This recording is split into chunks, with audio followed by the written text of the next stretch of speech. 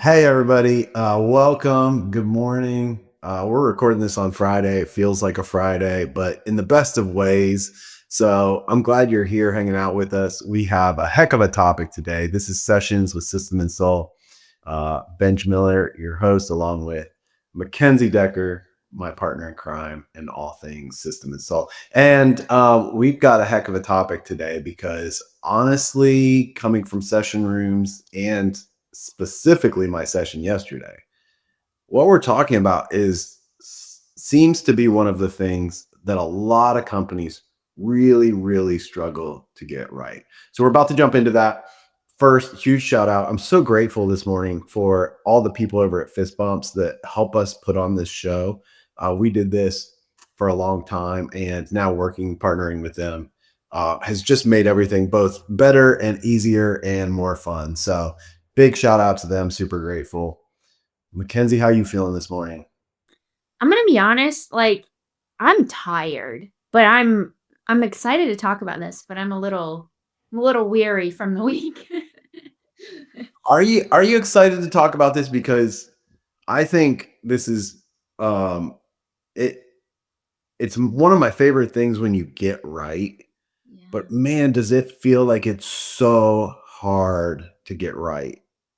And I'm speaking personally, I'm speaking us as an organization, and I'm talking about our clients. Like just it really is hard, and maybe it takes a certain level of maturity in the company, and not all companies are ready for it. I don't know what the deal is, but what are we talking about today? Yeah, you're right, it's a very polarizing thing, and we're talking about scoreboards and key performance indicators. I feel like every time I start one of these off, it's like a thing that I'm sure people are gonna be like, "Nope, not not listening to that today." I It's don't know though. I think there's a deep desire There is. because There's because also people don't know they know they don't know their business as well as they should, and this is the missing piece.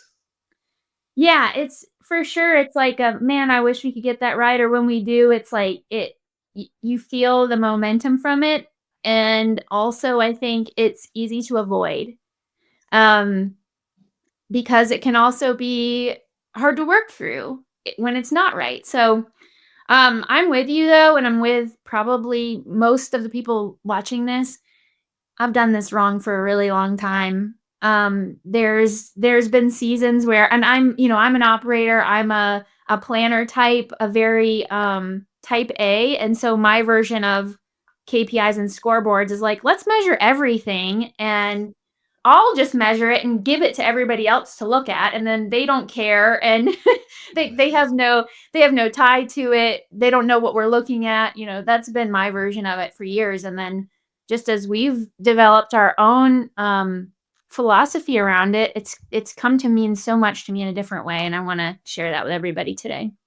That's awesome. It's a big evolution for me personally as a leader because there was a decade of me leading where I thought very differently about this. I thought it was almost like dehumanizing or punitive to put a number on to turn somebody into a number, right?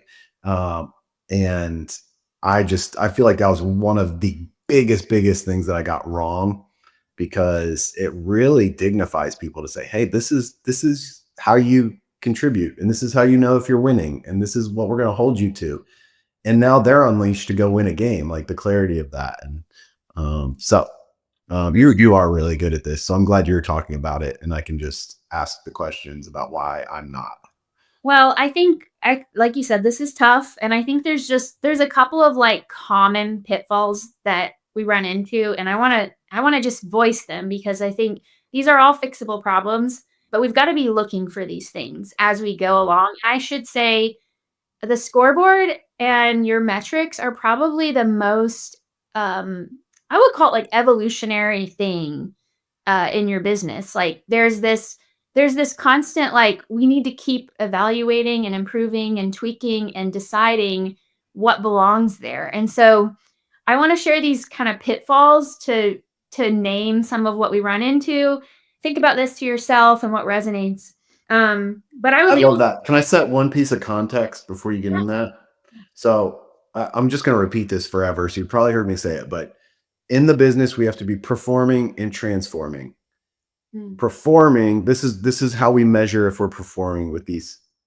If you hear KPIs, key performance indexes, it's a fancy word for measurements in the business. Like, what are we measuring? Why do they matter?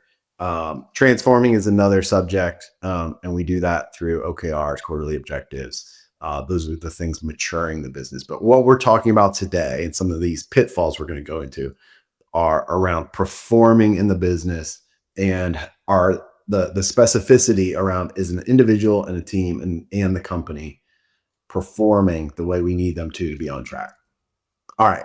Pitfall number one. What do you got? Yeah, yeah. First is I would say that oftentimes we see teams and maybe we fall in this category too. We measure what we should. And what that looks like is it's the things that everybody measures in a business. So we should do that too. Or it seems like the right thing.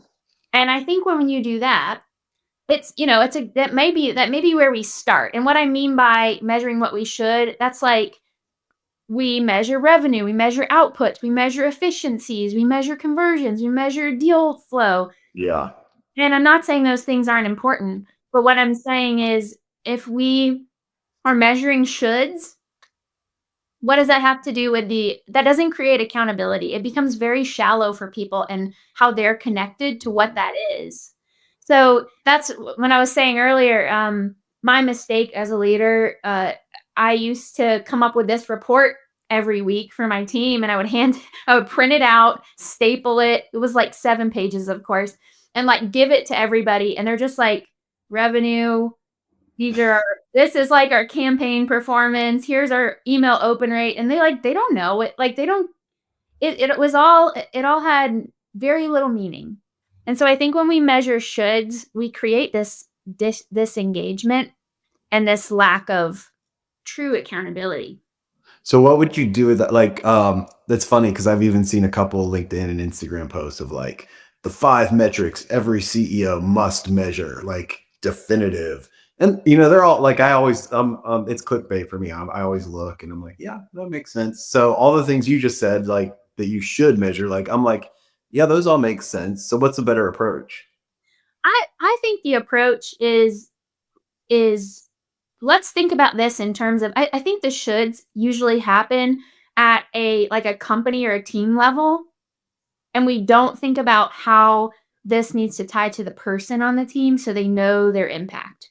So we should have at System and Soul, we are always helping teams measure things on 3 levels: company or organization level, team, and then individual. And I think those individual ones, like this is just straight up my opinion, I think those are the most important ones because when it's tied to a person, they feel like they've gotta own it, they've gotta guide it, they've gotta move Right. it forward, they've gotta understand it, so they're gonna ask questions about it, but if it's just tied to the team, then it's like, I have nothing to do with that. So, I think I think getting the specificity of who it belongs to and creating that very specific goal for the people in the business Yeah. is great. That it can help. So in your scenario, it wasn't necessarily that the specific metrics were incorrect.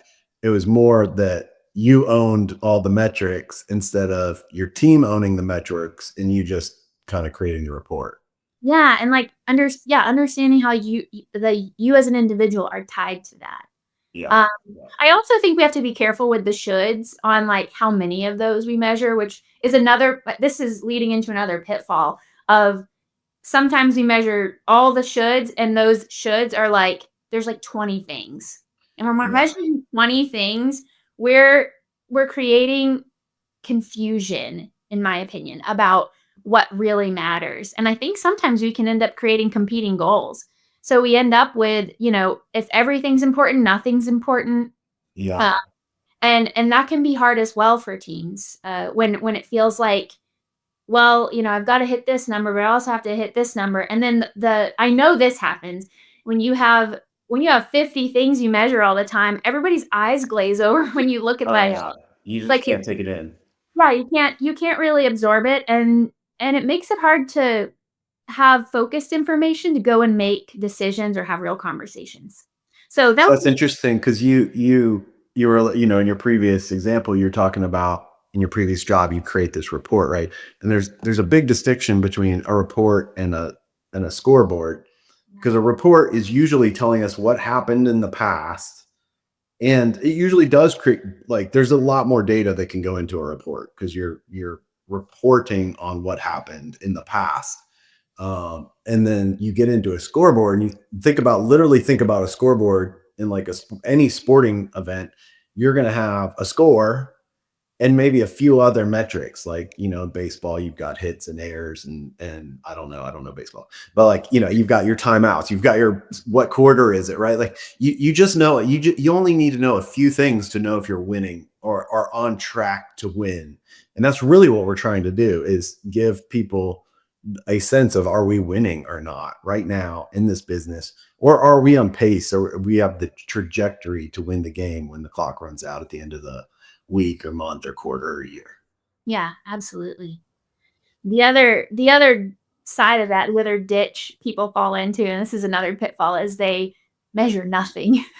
Yeah, They all don't the even time. give themselves the chance to understand what's going on in the business. And I think it's tied to what you said at the beginning, and you could speak more to this, but I think some people don't measure anything because it feels a little bit like a fool's errand. You're like, why are we doing like we don't really need to measure things, or we don't want to put people in boxes, or we don't want to like shame people. Like there's this hesitation because it has um I think if we think about it that way, it communicates some kind of, like, rigidity, maybe Yeah. not. You didn't is that would you say that's true? Yeah, probably. But every high performance team that I work with has immense data. And there's a team expectation that all those numbers are in the green. Like, they're also not okay with, glossing over half completed or red metrics that are below what the room expects. Or there better be a really, really good reason that the team has already bought into before it turned red. So that, yes, 100%. There is an evolution here that happens, like, to explain why this happens in smaller businesses. Mhm. Most founders they start the company and they're tied to everything. They can touch everything, they can see everything. They usually have a high intuition about things. So they know they don't need numbers because they have that intuition and firsthand knowledge. But that's not scalable. Like, a founder's intuition is not scalable. So teams and people need that clarity of, like, what, you have intuition, but what does that look like in very tangibly, that we can give that clarity to the team. It's so funny to me that you're saying that because we make this joke. Over the last year, we've moved from Benj's gut to the data in some areas, which has been I know it's been a bit of, work to do that, but it's been, I think in times a challenge, but it's the right thing to do. So, Yeah. um, It's part of the evolution that has to happen. But if you're sitting in that founder chair, sometimes it's hard to prioritize getting that right, because that you're so tied to it intrinsically, but you don't realize that's actually holding the business back when you're not willing to really get clear on those things. for sure, we want to be able to use metrics to surface the right problems. And so having a handful of things, like you said, that we can see, it's red, it's flashing at us every week when it's off. It gives us a chance to talk about what we need to do differently. The other thing I'll say, and this is just straight up coming from like a high achieving person, if you don't have like because my very first job I can't remember at all that I had metrics, and that drove me crazy because I'm like, I want to perform for you. I want to help advance what we're working on, but I have no idea what the Yeah. win is. Yeah.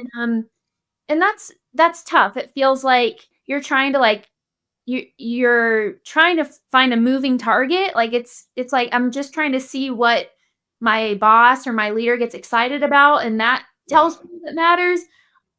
And it's just demotivating. So, Super um, demotivating, especially if you want high performance players on your team. exactly. So we have to kind of strike a balance here. And the answer for us, and for the system and soul clients that we have is giving everybody a concise number, like 3 to 5 metrics that are tied to their role and their success. Same thing at the team level. So we want to look at a handful of metrics. Imagine like every department having their top 5 metrics that they look at on a weekly or a monthly basis, like consistently. That gives that gives us enough that we can understand, where the business is going, how we're performing, and I do think there at times there are metrics that can help us see the transforming that you mentioned earlier. But we want to be able to see that in a focused, concise way. So the number for us is like 3 to 5, um, and we want to see that on those different levels. The next thing I'll say, this is um I think this is probably a tendency of a lot of visionary types. But this kind of pitfall is pie in the sky targets.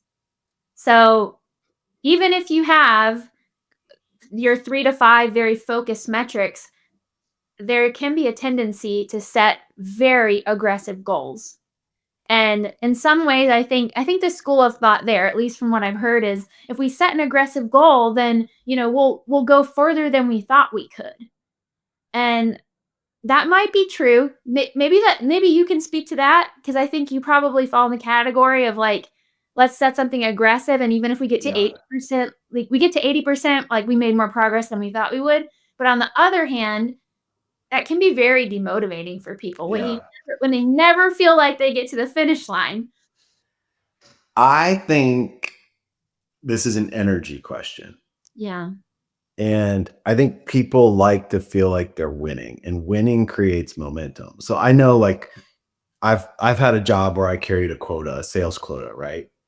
And every time we would bump up my sales quota, I would get demoralized. But when you kept my sales quota pretty low and I would hit it, I got so motivated to like absolutely demolish it and crush it. Like, how far can I outperform this quota? Versus like, oh, I'm struggling to hit the quota. Like, even in me saying that, you hear the difference in energy. Like, I hit my quota, now I'm going to crush it. I am winning. Versus, oh my gosh, I have this huge quota and I'm struggling until the last day of the month, and maybe I'll get there. Like, it's a characteristic approach, I guess, and maybe people are wired differently. But I definitely, I can only speak for myself. I respond to, hey, what is the absolute minimum expectation that like I'm not going to get fired, and then when I hit that, I'm going to go crush it. So I don't know if that's everybody. I don't. Which would you rather have, the big stretch goal or something that you can go crush? I I would rather have something that like a very realistic target, even if it's like I would say like push me 10%, and I want to outperform, but I Yeah. also want to be able to. I do think like at least for most of the team members we have, I think there's having that realistic goal helps you think about how can I like strategically get there rather than feeling like there's no plan on the planet I could create that would help me get there. So for me, I'm Yeah. like if it's a realistic goal, I can see how the timeline of how to get to that finish line. So Yeah.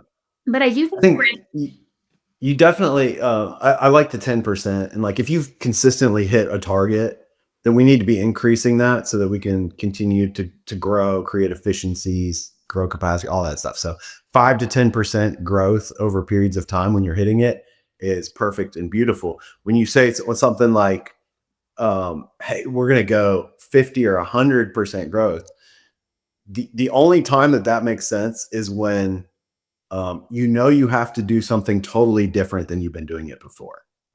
And that takes experimentation. So there shouldn't be an expectation that I can get there the next month, right? The first month that we double a goal, right? Like, that could be like, hey, by the end of this year, by next year at this time, we need to have double the capacity. Okay, I'm going to have to think about this totally different than I'm doing right now. My activities are going to have to all shift into higher productivity activities. I'm going to have, different strategies we're going to need to get there. So like 5 or 10% is like growth. And once we say, big double digit, multiple double digit or triple digit numbers, then that's sending the signals that we have to do things completely different. which introduces a lot of risk because you can waste a lot of effort and not be able to figure that out as well. So it depends on the business, the season, what you really, really need. But setting your targets is a strategy. It is a bet in of itself of what you're asking of your people and the energy that they can bring to the tasks. That's just such a good point. I love that you said it's the stage of business and kind of like the growth rate of the business as a whole. If you're in a business that's doubling every year, tripling, then maybe it makes sense for the scoreboard to be represented, every metric to represent the same way. But yeah, that's a great point. The last pitfall I see, and this is very tied to how we think at System Install about business. Um, it's so easy when we look at a scoreboard to think of it as a performance dashboard and only a performance dashboard. So it's operational effectiveness, efficiencies. Are we doing our jobs? Are we getting work done? Are we getting the right things done? And it should be that. But this is also, and I think I this is one of the things that it's it's new to me in the 5 years that we've been working together to think about a scoreboard as also a place to measure leadership, people development, culture, the are we living out our value system? Yeah. Like, Yeah. and I think it's so powerful because it makes me think of I'm not gonna say the phrase right, but it's that thing where people say, "Look at someone's calendar and look at their bank account, and that'll tell Yeah. you what your priorities are." Yeah. I 100%. the same thing with a scoreboard. It's like, if we only have operational metrics, then that's our priority, and we are kidding ourselves if we Yeah. say what culture matters to us and values matter to us. It's like, well, then where is it? Like, we should be talking about this. We should be measuring if we're growing in these areas. So, it's a I think that's a real opportunity that if we miss it, then we're not demonstrating the things that actually matter to us. So, Yes. Yeah. And that's what the whole measure what matters, right? Like, and you're communicating to the organization that we measure these because they matter. And so the culture alignment, people alignment, leadership development, all those things are things that we should think about. If we care about them, how are we measuring them and communicating that to the whole organization? That's huge. I'm so glad you brought that up. I was thinking about this morning, and I fully believe in the power of that. And I'm also like, we have our quarterly on Monday. I'm like, we should talk about this and look at our scoreboard and make sure that that particular thing is on there, because I do think that might be a pitfall that we haven't we teach and we demonstrate, I think, really well, but we should be measuring it better. So, Yeah. Yeah. um, That's one of the benefits about talking about all this stuff publicly is we have to hold ourselves accountable. we just need to like a big to-do list. Yeah, this is self therapy for us. It is. Self business therapy. This is our 101. Hey, so this is really, really hard. So can we give people a tool to help them out? Absolutely. Of course, we always have a tool. So we have a software and it's called S2 Sync. It can help you track metrics like what we've been talking about. It can help you measure these things on a regular basis.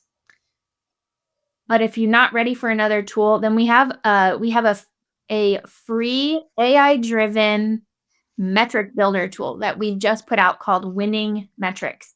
So this tool, it's so cool. You can, if you struggle with knowing for any one person on a team what to measure, especially if you're in kind of like an uncommon industry, Yeah.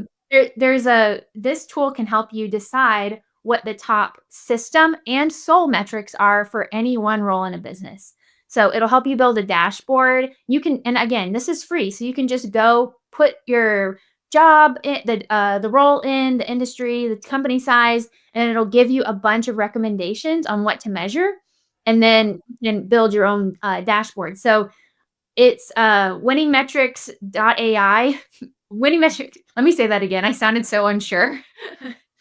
So it's WinningMetrics.ai, free tool. I would highly recommend checking it out. It may even be, if you already have a scoreboard, it may just be a fun tool to try out your whole team and just see like, are we missing something? Is there something we could add or replace? So that's the It's I got to call out two things about this new tool. I come from a creative agency background, so measuring like a graphic designer is like the hardest thing ever to come up with. You just think about it for a minute. It's really hard to create metrics around because you don't necessarily want speed. Quality of work is subjective. Like, people say you can always measure what is it, cost, speed, and quality, and all like those are kind of out the window with like just somebody that's supposed to do a lot of creative artistic work. And so when we spun this up, that was the first thing I wanted to test. Like, I'm putting it to the test right now. And I was shocked with how good it was coming back with things that I'd never thought of to measure. So if nothing else, it's just a great brainstorming tool to help you think about possibilities or what other people might be doing or things that you've never thought of. The second thing is it's actually going to give you two sets of metrics for every position. It's going to give you a set of system metrics and a set of soul metrics, especially if they're leading any sort of people or team themselves. Super important to have both of those on there. And that may be a new idea as of 10 minutes ago to some of us. So that'll really, really help you think through what those might be. yeah. I want to leave everybody with one thought, and this has just been on my mind this morning as I was getting ready to talk with you about this. I think our any tool that we recommend as System and Soul is always going to be as much about people as it is process, structure, and organizational effectiveness. And I think this tool is so often looked at as this um, performance measurement tool, and that's all it is. And we just talked about there's a lot of leadership components that we can add to this in culture and values. But I think we also have to think about this is like, is this tool creating an abundance mindset for our team, or does it create scarcity? Does it create Mhm. fear, or does it create empowerment and an opportunity for the team to lean in and help us build the business? So I think there's an emotional aspect to the scoreboard that we have to consider. Does it create a sense of empowerment? Does it create a sense of abundance? Does it create a sense of leaning in, expanding, innovation? And we should evaluate our scoreboard for that as well, because this is a great way to get the team rallied and aligned around what we're trying to do. I love that sentiment. Listener, I hope you got something out of this. Numbers is potentially the most sterile thing we could possibly talk about, but so important and so hard to get right. So I hope you found some valuable tips. Please go try that tool out. Give us some feedback if you try it out. It's been very, very helpful to us, to our clients already, just in testing it out and going through betas and stuff like that. So it's been really, really fun. So we'll see you next week for another episode of Sessions with System and Soul. Big shout